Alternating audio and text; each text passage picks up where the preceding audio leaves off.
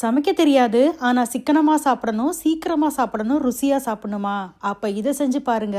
இந்த மாதிரி ஒரு டிஷ்ஷை நீங்கள் இதுக்கு முன்னாடி பார்த்துருக்கவே மாட்டீங்க. வாங்க எப்படி செய்கிறதுன்னு பார்ப்போம். ஒரு பேனில் பட்டர் இருந்தால் சேர்த்துக்கோங்க, இல்லாட்டினா எண்ணெய் சேர்த்துக்கலாம்.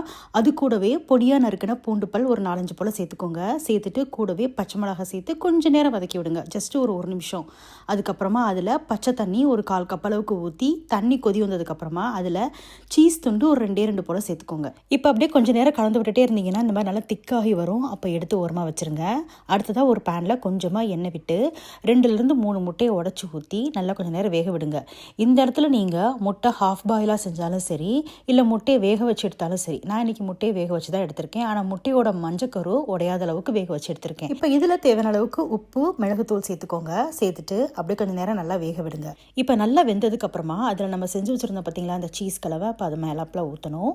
ஊற்றிட்டு மேற்கொண்டு ஒரு 30 செகண்ட் மட்டும் வச்சுட்டு அப்படியே எடுத்து சாதத்தில் சூடாக ஊற்றி சாப்பிட வேண்டியதான். செம்ம டேஸ்ட்டாக இருக்குங்க.